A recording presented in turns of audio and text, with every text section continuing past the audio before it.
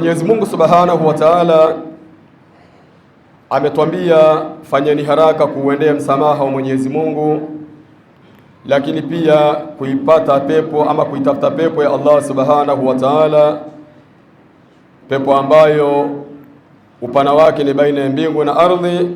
Lakini hiyo pepo uiddat lilmuttaqin, imeandaliwa specially kwa wale ambao wanaomcha Mwenyezi Mungu Subhanahu wa Ta'ala. Kwa hiyo kuhusiana katika takwa ni jambo ambalo la muhimu na la msingi, kwa sababu ndio jambo ambalo ama takwa ndio kitu ambacho kitakachotupelekea sisi tupate certificate ya kuingia katika pepo ya Mwenyezi Mungu Subhanahu wa Ta'ala. Hata katika Ramadhani Mwenyezi Mungu alipotuambia kutiba alaikumus siyamu kama kutiba alal ladhina min qablikum la'allakum tattaqun, somu inatupeleka ili tufikie ucha Mungu. Ucha Mungu katika Ali Imran ndio unatuelekeza kwamba haingii mtu peponi ila yule ambaye ni mcha Mungu, alomcha Mwenyezi Mungu Subhanahu wa Ta'ala, ndio atakayeingia katika pepo ya Mwenyezi Mungu Subhanahu wa Ta'ala. Sasa sisi mara kwa mara tunahusiana kumcha Mwenyezi Mungu Subhanahu wa Ta'ala, kwa sababu takwa ndio itakayotufanya sisi tuipate pepo ya Mwenyezi Mungu Subhanahu wa Ta'ala. Tumetanguliza kusoma aya za mwanzoni zilizopo katika sura Furqan. Mwishoni kule Mwenyezi Mungu Subhanahu wa Ta'ala anasema wa ibadur rahman alladhina yamshuna ala al-ardhi hauna. Mwenyezi Mungu anatuelezea waja anaowapenda Mwenyezi Mungu Subhanahu wa Ta'ala. Wa ibadur rahman, waja ambao wanaopendwa na Mwenyezi Mungu Subhanahu wa Ta'ala katika waja wake. Alladhina yamshuna ala al-ardhi hauna, ni wale ambao wanaotembea katika mgongo wa ardhi wakiwa wanyenyekevu, hawajigambi, hawatakabari katika mgongo wa ardhi. Hawa ni katika waja anaowapenda Mwenyezi Mungu Subhanahu wa Ta'ala. Lakini waja hawa wa idha khatabahumul jahiluna qalu salama, wanapokutana na wale masafihi, wale wajinga, wakao wanahutubu kwa hutuba ambayo sio nzuri, wao hupita katika mapito yaliyokuwa mazuri. Wa idha marru billaghawi, katika sehemu nyingine Mwenyezi Mungu anasema wa idha marru billaghawi marru kirama, wa idha khatabahumul jahiluna qalu salama, wakihutubiwa vibaya na wajinga qalu salama, wao wanasema ama wanasema maneno ya amani, ama wanapita mapito yaliyokuwa na salama, yaliyokuwa na amani. Kwa sababu wakijibizana na wao kama wanavyotaka, basi wao wataingia wote katika nini? Katika makosa, wataingia wote katika matatizo. Sasa waja anaowapenda Mwenyezi Mungu Subhanahu wa Ta'ala ni hawa.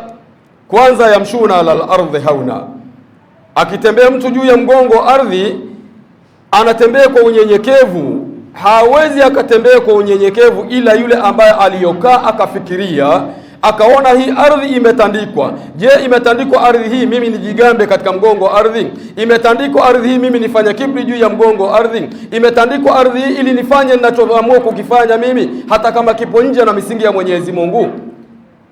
Akifikiria haya, yamshuna ala al-ardhi hauna, anatembea juu ya mgongo wa ardhi akiwa na unyenyekevu. Anajua ipo siku, muda wowote na wakati wowote, ardhi hii nikifanya kibri juu ya mgongo wake, hii ardhi ndio itakayokuja kunibana mimi. Hawezi akajigamba katika mgongo wa ardhi, hawezi akafanya kibri katika mgongo wa ardhi, hawezi akajiongoa katika mgongo wa ardhi, kwa sababu anafahamu hii ardhi imetandikwa ili amnyenyekee Mwenyezi Mungu Subhanahu wa Ta'ala. Walladhina yabituna lirabbihim sujada wa qiyama, na wale ambao wanaokesha kwa ajili ya Mola wao Subhanahu wa Ta'ala, sujada wa qiyama, wanakesha wakiwa katika visimamo, wanakesha wakiwa katika sijida. Haya yote yabtaghuna fadlan min Allahi wa ridwana, wanazitafuta fadhila za Allah Subhanahu wa Ta'ala pamoja na kuzitafuta radhi za Mwenyezi Mungu Subhanahu wa Ta'ala. Hawa ndio waja wa Mwenyezi Mungu Subhanahu wa Ta'ala anaowapenda. Lakini Mwenyezi Mungu Subhanahu wa Ta'ala akaja akatutahadharisha na dunia ama uhai wa dunia, akasema wamal hayatu dunya illa mataul ghurur, haukuwa huu uhai wa dunia isipokuwa ni starehe za udanganyifu tu. uhai huu tuliokuwa nao wa dunia ni starehe fupi, lakini ni starehe zimejaa udanganyifu mkubwa. Kuna msemo unasema, ama kumesemwa, al-uqalau arba, wenye akili ni watu wanne. Al-uqalau arba, wenye akili ni watu wanne. Sasa mimi na wewe, hebu tuangalie hao watu wanne ambao walioambiwa ndio wenye akili. Sisi tumo katika hawa watu wanne? Kama hatumo, tufanyaje ili tuwemo katika kundi la hawa watu wanne? Mtu wa kwanza kabisa katika hao wenye akili wanne, man taraka dunia kabla an tatruka, ni yule mwenye kuiacha dunia kabla dunia yenyewe haijamuacha. Mwenye akili wa kwanza, man taraka dunia kabla an tatrukahu, ni yule mwenye kuiacha dunia kabla dunia yenyewe haijamuacha. Wewe unatakiwa uiache dunia, na tumwengo sisi, dunia imeumbwa ili itutumikie sisi, sio sisi tuitumikie dunia. Dunia itutafute sisi, sio sisi tuitafute dunia. Man taraka dunia kabla an tatruka, mwenye kuiacha dunia kabla haijamuacha hiyo dunia. Sisi bahati mbaya tunaikimbilia dunia, lakini hiyo dunia hiyo ipo siku itakuja kutuacha njia panda. Ndo akatwambia Mwenyezi Mungu, wa mal hayatu dunya illa mata'ul ghurur, haukuwa huu uhai wa dunia isipokuwa ni starehe za udanganyifu tu, ni starehe chache. Ndo yule bwana aliimba akasema, da'i dunya litanjua min fatanha wa ghadha tarfa ya maghruru anha fa innal mustafa alhadi la anha wa dunyaka allati gharratka minha zakharifuha tasiru ila njidhali. Huyu ametoa nasaha kwa shairi, kwa nyimbo, kwa kutumia nyimbo. Anasema, da'i dunia litanjua min fatanha, iache dunia ili unufaike, ili uokoke na fitina za hiyo dunia. Man taraka dunia kabla an tatrukahu, mwenye kuiacha dunia kabla dunia yenyewe haijamuacha. Mwenye akili wa kwanza tunamzungumzia. Akaendelea kusema huyu bwana, waghadhu tarfa ya maghruru anha, na ifumbie macho hiyo dunia, ewe uliodanganyikiwa na hiyo dunia.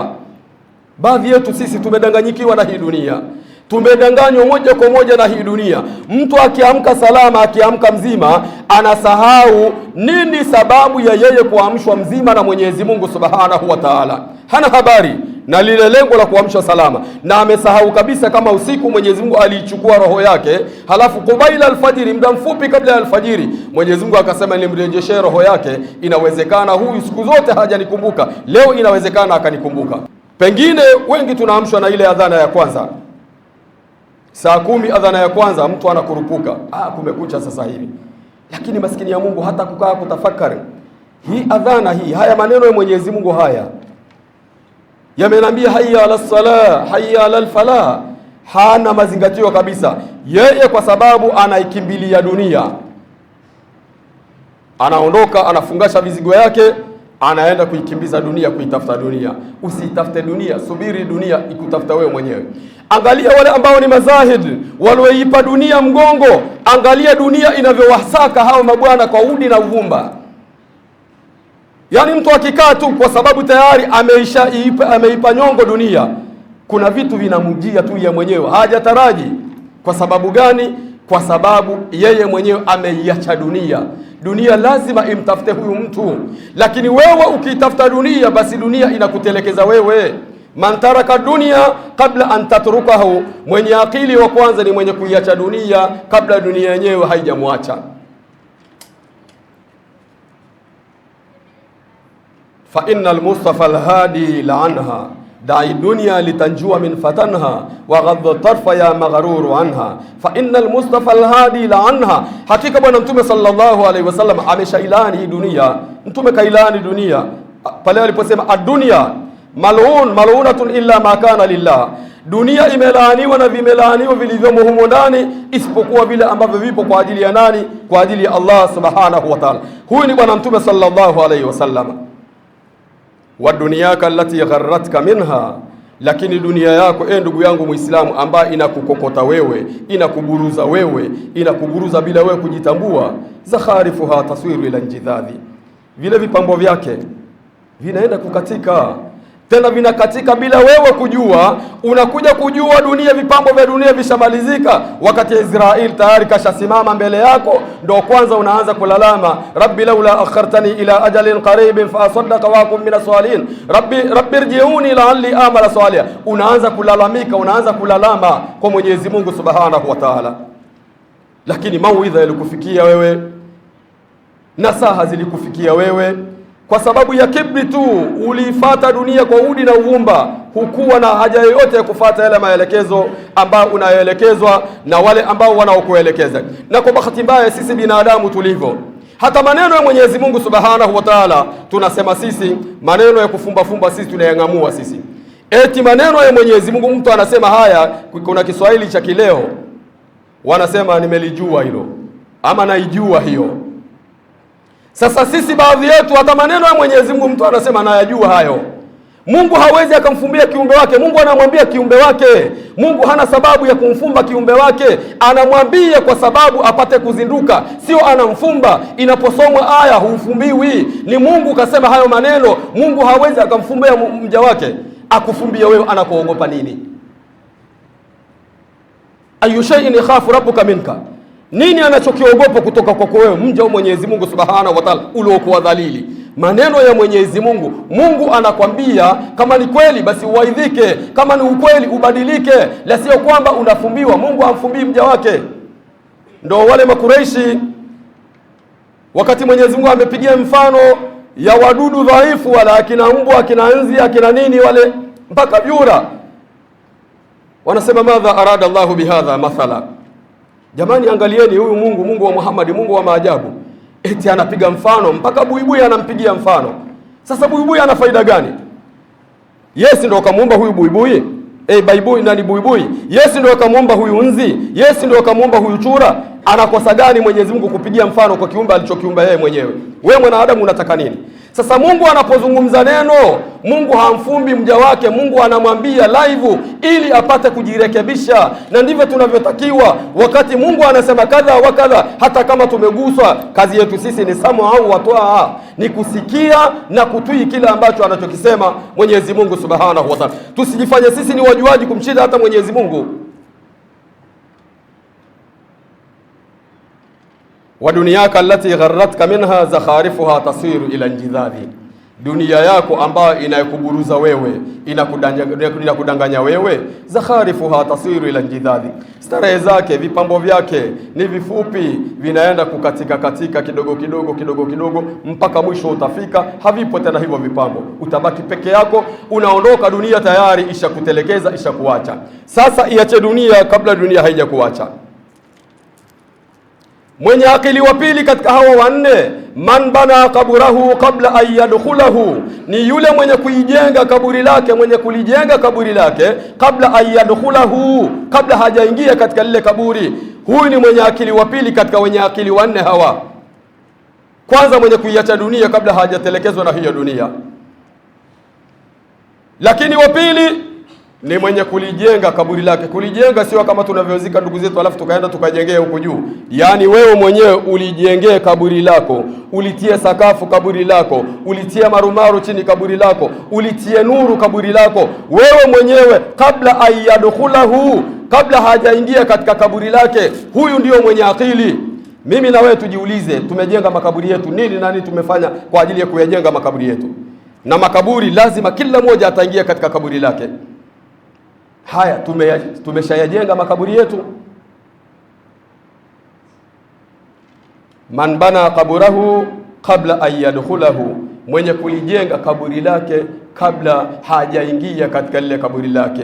Unatakiwa uliandae kaburi lako mapema. Ukifika basi ukute kuna marumaru ndani, ukute kuna taa ndani, ukute kuna nani manukato ndani, ukute kuna aina ya kila neema katika kaburi lako. Lakini maandalizi ni hapa hapa kabla bado pumzi zako hazijakata. Lijenge kaburi lako kabla hujaliingia hilo kaburi lako. Mtu wa tatu, waman ardha khaliqahu qabla an yalqa, ni yule mwenye kumridhisha Mola wake kabla hajakutana na Mola wake. Mtu wa tatu katika wenye akili wanne, man ardha khaliqaha, ni mwenye kumridhisha muumba wake. Man khalaqana, nani alotuumba sisi? Huwa Allah. Allah subhanahu wa ta'ala ndiyo aliyetuumba sisi.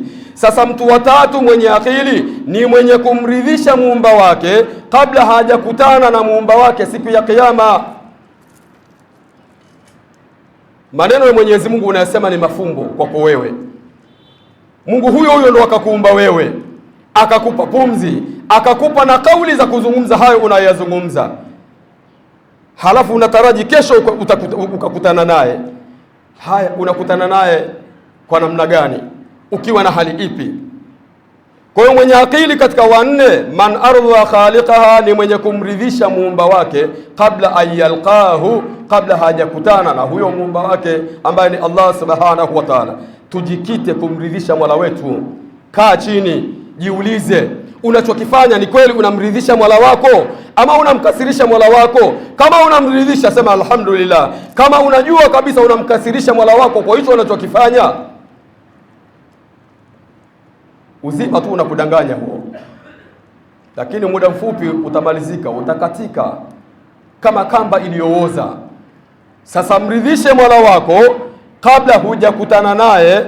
Lengo siku utakapokutana na Mola wako subhanahu wa ta'ala, umwambia ya Rabbi, sijafanya mengi, lakini wallahi faaltu kadha wa kadha wa kadha, nimefanya hili na hili na hili na hili, na haya yote niliambiwa. Man ardha khaliqaha kabla an yalqahu, niliambiwa kule duniani mwenye akili ni yule mwenye kukuridhisha wewe kabla sijakutana na wewe. Tayari nilifanya hili ili kukuridhisha wewe, kwa kutaraji leo hii nitakutana na wewe. Kwa hiyo leo nimekutana na wewe, ndio maana nikafanya yale ambayo ya kukuridhisha wewe. Utasalimika mbele yako wewe na Mola wako subhanahu wa ta'ala. Mtu wa mwisho na wanne, man salla kabla an yusalli alayhi, ni yule mwenye kuswali kabla hajaswaliwa. Man salla kabla an yusalli alayhi, hapa ndo kwenye shida hapa.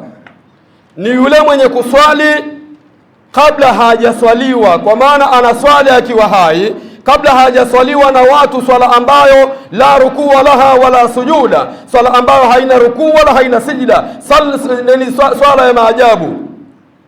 Ndio ile Bwana alisema sallu alayya salatan la rukuu laha wala sujuda la'alla Allah ay yarhamani. Wameniswalia mimi swala ambayo ni swala ya maajabu, haina rukuu wala haina sijida, huenda Mola wangu subhanahu wa ta'ala akanihurumia kwa yale ambayo niliyomkosea Mola wangu subhanahu wa ta'ala. Man swalla kabla an yusalli alayhi, mwenye kuswali kabla hajaswaliwa. Swali sasa hivi kabla hujaswaliwa. Na katika swala kuna mtihani. Hii swala, lakini katika suratul Maun Mwenyezi Mungu anasema fawailul lilmusallin, ole wao wale ambao wanaoswali. Ndio wale ndugu zetu upande wa pili wanasoma hiki kipande hiki, fawailul lilmusallin, ole wao wale wanaoswali, alafu wanakukabili wewe kwa sababu ni mbumbumbu, hujui chochote wewe. Suratul Fatiha yenyewe inakushinda, lakini unajifanya wewe mjuaji sana wa kuongea. Sasa ukibanwa, unaona kitabu chako cha Qur'ani, unaiamini Qur'ani? Ndio naiamini. Hebu soma hii aya hii. Huwezi, siwezi, hebu nisomee. Mungu anasema fawailul lilmusallin, ole wao wale wenye kuswali. Wewe unajifanya unaswali. Sasa unamfuata Mungu wako wakati Mungu katahadharisha wale ambao wanaoswali watapata matatizo. Lakini ile aya haijaishia pale, akawafafanua ole wao wanaoswali akina nani? Alladhina hum an salatihim sahun, wale ambao kutokana na swala zao wanazidharau. Kuna mtu anaswali akijihisi tu mwili unawasha, sasa hivi ngoja nikaswali. Kuna mtu anaswali, kuna tukio maalum linafanyika katika kila wiki, ndo anaenda kuswali. Kuna mtu anaswali ili jirani yangu aniona mimi naswali. Kuna mtu anaswali, kuna matukio fulani ndo anakuja kuswali. Hawa wote wanaingia fawailul lilmusallin alladhina hum an salatihim sahun. Haiwezekani wewe uswali kwa sababu ya tukio. Leo jamani, kuna mgao ambao unapitika, kwa hiyo mnatakiwa mje mswali. Mtu ndo anaenda kuswali. Anaenda kuswali kwa sababu gani? Anaenda kuswali kwa sababu kuna mgao unapitishwa katika siku hiyo. Swala zingine hana habari nazo. Sasa hawa ni jamaa zetu. ni marafiki zetu, ni masuhuba wetu wa karibu kabisa. Je, tunawalinganiaje hawa? Tunakaa nao tukawalingania? Bwana, swala zingine hatukuoni wewe, mbona tunakuona kama unabagua baadhi ya swala? Sisi tunamwamini Mwenyezi Mungu na Mtume sallallahu alaihi wasallama. Hata yule msafiri alosafiri siti moja katika basi, Mtume anasema atakuja kuulizwa na Mwenyezi Mungu subhanahu wa ta'ala, usuhuba wako na huyo jirani yako katika siti, mnatoka hapa mnaenda Dodoma, ulimlingania nini kwa ajili ya Mwenyezi Mungu subhanahu wa ta'ala? Sisi tunapendana tu hivi, lakini hatuswali. Mbona hatujakaa, bwana wewe ni rafiki yetu, tuko pamoja, tuko katika kikosi kimoja, tupo katika grupu moja, mbona huswali swala zako za kudandia dania? Una shida gani wewe? Halafu wewe ni mwanamume hana dharura, fadhali mwanamke. Mwanamke kuna muda anaambiwa huyu marufuku kuswali, wewe mwanamume duma zima, una shida gani wewe? Hata kama unasali sulbauli, kuna taratibu zake za kuswali. Mwenye kutokwa na haja ndogo mara kwa mara, kuna taratibu zake, kuna kanuni zake, lakini hajaambiwa aache kuswali. Hakuna ati mimi nguo zangu bwana chafu. Mungu hajakwambia usiswali kwa sababu nguo zako chafu. Sasa hatuswali, halafu tunatazamana tu, tuko wote kwa pamoja. Nini? Tunaogopa tukimwambia pengine huyu ndio yuko katika maslahi yetu. Tukimwambia inawezekana yale maslahi yatakatika. Hakuna mwenye kukata maslahi zaidi ya Allah subhanahu wa ta'ala. Huwa Razzaq, Mwenyezi Mungu yeye peke yake ndio mwenye kuruzuku. Sasa kama unalijua hili, siku ya kiyama utakuja kuulizwa. Sasa alikuwa jamaa yako huyu wewe, mbona vipindi vya swala vilikuwa vinampita, halafu hujamuuliza, hujamnasihi, bwana tuswali bwana, kama tunaitaka siratu mustaqim basi swali bwana. Na awwalu ma yuhasabu yawm alqiyama, Mtume anatuambia jambo la kwanza, amali ya kwanza kuhesabiwa siku ya kiyama, as-sala, ni swala. Mtume mpaka anakata kauli, anaondoka katika uhai, anasema as-sala, as-sala, as-sala, anahimiza swala. Nashirikiana katika mambo mengine, tena mengine ya madhara kabisa, lakini lile la muhimu la kumshawishi mwenzako, bwana swali kwanza, halafu ndo tushirikiane katika haya mengine, huna habari nayo. Halafu unataraji msamaha kwa Mwenyezi Mungu subhanahu wa ta'ala, unataraji kusimama mbele ya Mwenyezi Mungu subhanahu wa ta'ala. Man swalla qabla an yusalli alayhi, mwenye kuswali kabla hajaswaliwa, akiwa hana ujanja, hana hila zozote, hana nguvu zozote, hata nzi katua katika kiwiliwili chake. Wakati huo yeye alikuwa ni mzuri wa kuongea, alikuwa ni fasaha wa kuongea, alikuwa ni mwenye nguvu, alikuwa ni mtu mwenye mabavu, alikuwa ana kibri, lakini mdudu dhaifu, mchafu, nzi anatua katika kiwiliwili chake, hana nafasi, hana ujanja, hana uwezo wa kumbetua yule nzi atoke katika kiwiliwili chake. Alafu unatembea katika mgongo wa ardhi, ana mimi bwana, mimi, umimi utakufa. Umimi ni kauli ya shaitani. Shaitani ndo alisema ana, na Mtume alikuja akatwambia ana munkar. Ile mimi ni chukizo. Ndio tunaelekezwa, hata umefika katika nyumba ya mtu unabisha hodi, anakuuliza man anta, sema ni mimi fulani, sio mimi, hata kama ni maarufu. Jitaje wewe ni nani, usimtie wasiwasi. Jibril katika Isra wal Miraji mbinguni kule, kila anapofika katika mbingu akibisha hodi, anaulizwa man huwa au man fil babi, nani yupo mlangoni? Qala Jibril, anasema ni mimi Jibril. Lakini Jibril ni maarufu, ile sauti yake ni maarufu katika viumbe wa mbinguni. Lakini kwa nini ajitaje? Kwa sababu ndio maelekezo. Sasa ukidumu na ana mimi bwana, mimi ndio mimi, huo umimi ipo siku utamalizika. Kwa hiyo ndugu zangu Waislamu, hebu tuondoke na haya mambo manne. Al-uqalau arba'a, wenye akili ni wanne. Man taraka dunia kabla an tatrukahu, mwenye kuiacha dunia kabla hajaachwa na dunia. Wa man bana qabrahu kabla an yadkhulahu, mwenye kulijenga kaburi lake mwenyewe kabla hajaingia katika kaburi. Wa man arda khaliqahu kabla an yalqa, na mwenye kumridhisha Mola wake kabla hajakutana na Mola wake subhanahu wa ta'ala. Wa man salla kabla an yusalli alayhi, na mwenye kuswali kabla hajaswaliwa. Tumesema katika swala hapa ndio kwenye mtihani. Tuswali kwa kutekeleza amri ya Mwenyezi Mungu subhanahu wa ta'ala. na katika amri hii ni min salati alfajr ila salati alisha, ni kuanzia swala ya alfajiri, adhuhuri uswali, alasri uswali, magharibi uswali, umalizie na isha. Ndio maelekezo ya Mwenyezi Mungu. Ukisikia Mwenyezi Mungu katika Qur'an anasema aqimu swala, simamisheni swala, ni kuanzia alfajiri, dhuhuri, alasri, magharibi na isha, ndo kusimamisha swala. Wewe kama unategea Ijumaa mpaka Ijumaa, unategea kwa sababu kuna kitu fulani Ijumaa ndo mimi nikaswali, hiyo swala yako ni habaa manthura. Wallah, ni habaa manthura. Na mwanamme kama mwanamme, hata ile kuswali faradhi nyumbani tu, yani kuwa na dharura maalum kweli kweli, ndio unaambiwa upewe dharura nini, upewe udhuru uswalia nyumbani. Mtume alifikia akasema hakuna swala ya mwanamme illa fil masjidi, la salata ar-rajuli illa fil masjidi, hana swala mwanamme isipokuwa swala mpaka awepo wapi? Aswali msikitini. Huyu ni Mtume sallallahu alaihi wasallam. Haya yote ni kuonyesha ama kusisitiza ule umuhimu wa swala ya jamaa. Swala ya jamaa ina umuhimu sana. Ndio Mtume alisema swala ya jamaa inazidi swala ya mtu mmoja kwa daraja 27 daraja 27. Ukiswali peke yako unapata daraja moja, mkiswali jamaa unapata daraja 27. Sasa tuswali kabla hatujaswaliwa, lakini katika swala tuswali kwa yakini kwamba mimi natekeleza amri ya Mwenyezi Mungu Subhanahu wa Ta'ala. Tusiswali kiunafiki, tusiswali ili watu watuone tumeswali, tusiswali kwa ajili ya matukio fulani, tusiswali kwa sababu ya sababu fulani. Hapana, tuswali kwa kutekeleza hadha amru min Allah. Hii ni amri kutoka kwa Mwenyezi Mungu Subhanahu wa Ta'ala, haijatoka kwa kiumbe yoyote. Kiumbe hakusaidii chochote. Usiswali kwa ajili ya kumuogopa rafiki yako, usiswali kwa ajili ya kumuogopa jirani yako. Swali kwa ajili ya kutekeleza amri ya Mwenyezi Mungu Subhanahu wa Ta'ala, kwa sababu ukifa huyu utaenda kufikiwa peke yako. Huyu unayemuogopa hatalala na wewe katika kaburi lako, utalala peke yako. Siku ya Kiyama kama ni swala utaulizwa wewe peke yako. Sasa swali kutekeleza amri ya Mwenyezi Mungu Subhanahu wa Ta'ala. Tuswali kwa ajili ya Mwenyezi Mungu, tusiswali kwa ajili ya vitu vingine.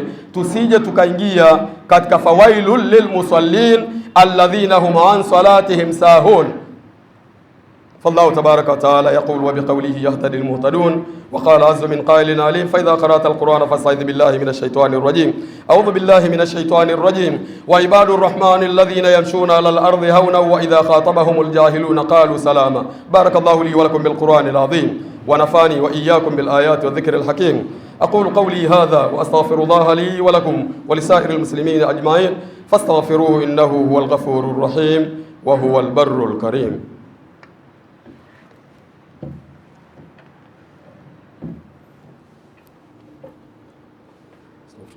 الحمد لله حمدا كثيرا كما أمر، وأشهد أن لا إله إلا الله وحده لا شريك له إرغاما لمن جهد به وكفر، وأشهد أن سيدنا محمدا عبده ورسوله سيد الخلائق والبشر.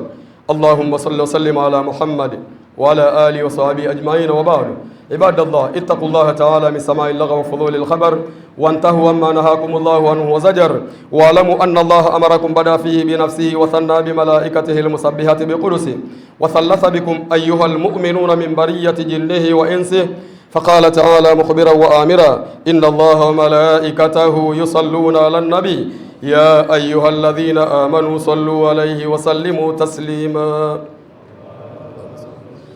اللهم صل وسلم على محمد وعلى آل محمد كما صليت على إبراهيم وعلى آل إبراهيم، وبارك على محمد وعلى آل محمد كما باركت على إبراهيم وعلى آل إبراهيم في العالمين إنك حميد مجيد. اللهم اغفر للمؤمنين والمؤمنات والمسلمين والمسلمات. ربنا إنك قريب مجيب دعوات يا قاضي الحاجات يا كافي المهمات برحمتك يا رب العالمين. ربنا اغفر لنا ولإخواننا الذين سبقونا بالإيمان ولا تجعل في قلوبنا غلا للذين آمنوا ربنا إنك رؤوف رحيم. ربنا اغفر لنا ولإخواننا الذين سبقونا بالإيمان ولا تجعل في قلوبنا غلا للذين آمنوا ربنا إنك رؤوف رحيم. اللهم إنا في قبضتك حيثما كنا فلاحظنا بعين عنايتك حيثما كنا. اللهم إنا في قبضتك حيثما كنا فلاحظنا بعين عنايتك حيثما كنا. اللهم إنا في قبضتك حيثما كنا، فلاحظنا بعين عنايتك حيثما كنا، يا أول الأولين ويا آخر الآخرين ويا ذا القوة المتين ويا راحم المساكين ويا أرحم الراحمين، يا أرحم الراحمين، يا أرحم الراحمين، يا أرحم الراحمين. فرج على المسلمين، واعف عنا واغفر لنا وارحمنا، أنت مولانا فانصرنا على القوم الكافرين. يا ربنا انصرنا على القوم المنافقين، يا ربنا انصرنا على القوم الظالمين، يا ربنا انصرنا على القوم الحاسدين، يا ربنا انصرنا على القوم الفاسقين، برحمتك يا عزيز يا غفار، والحمد لله رب العالمين. عباد الله، إن الله يأمر بالعدل والإحسان وإيتاء ذي القربى وينهى عن الفحشاء والمنكر والبغي يعظكم لعلكم تذكرون.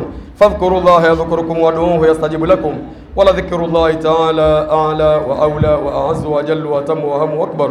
وأقيموا الصلاة.